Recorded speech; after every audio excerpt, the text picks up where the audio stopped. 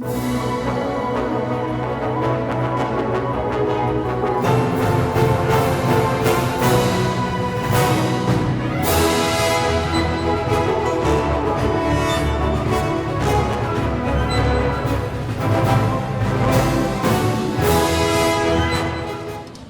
on est de retour à la TGS Po et je suis avec Thibaut qui tient le stand Vignoble Bardet ici.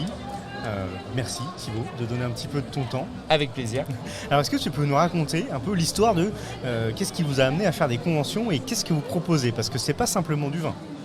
Alors, c'est surtout une histoire par rapport au vin. Parce qu'en fait, on est le vin officiel de la série Peaky Blinders. Officiel. Donc nous, on est vignerons dans le Saint-Émilion. On a voulu vraiment créer des marques justement pour faire du vin qui pourrait être bu dans les séries ou dans les univers créés par des auteurs. Donc on avait commencé à faire le vin non officiel de Game of Thrones. D'accord.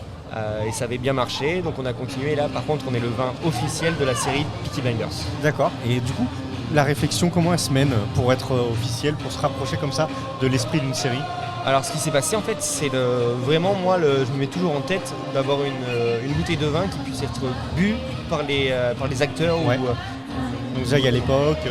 Exactement. Donc, alors, pour Peaky Blinders, elle se passe dans l'entre-deux-guerres. Donc, on a tout simplement fait un vin comme aurait pu faire mon arrière-arrière-grand-père de l'entre-deux-guerres. Donc notamment, l'exemple le plus simple, c'est qu'on a réutilisé les vieilles cuves en béton qu'ils utilisaient à l'époque. Okay. Donc réutilisation du matériel et des techniques. Exactement. Après, pour Game of Thrones, c'était un peu différent. On s'est appuyé sur les écrits de l'auteur pour trouver le même goût qu'il puisse avoir. Parce que par contre, là, c'était dans un univers qui n'existe pas. Donc il fallait se raccrocher à des détails qui pouvaient marcher dans notre monde. Et souvent, on dit à l'époque, ils buvaient un peu de la piquette, etc. Alors, ça dépend où vous êtes. Nous, on était dans le Saint-Émilion et le Saint-Émilion a toujours une réputation de vin qui a toujours été super bon. Même au Moyen-Âge. Exactement. D'accord, très bien. Et du coup, ici sur TGS Po, c'est quoi les produits qu'on va pouvoir retrouver sur votre stand? Ça va être vraiment spécifique Peaky Blinders ou il y a toute votre gamme? Bien sûr. On a vraiment pris que du Peaky Blinders. Ok.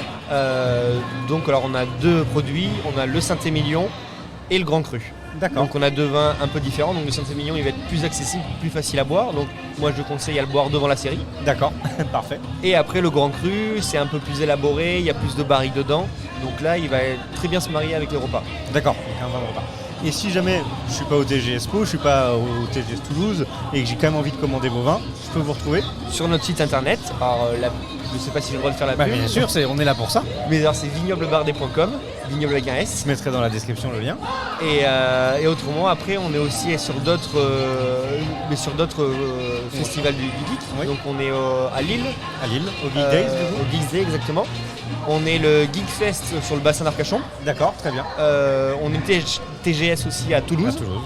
Et je crois que pour l'instant c'est bon. Déjà pas mal, c'est déjà pas mal. Ça nous occupe pas mal. Et bah écoute, on te souhaite une très bonne réussite, en tout cas, dans tout ce que vous en prenez. Peut-être encore de nouvelles créations avec d'autres séries à venir, je ne sais pas. C'est dans les tuyaux, mais comme rien n'est signé, je peux rien dire. On dira rien pour l'instant. Merci beaucoup Thibaut, et à très bientôt. Plaisir. Merci, au revoir.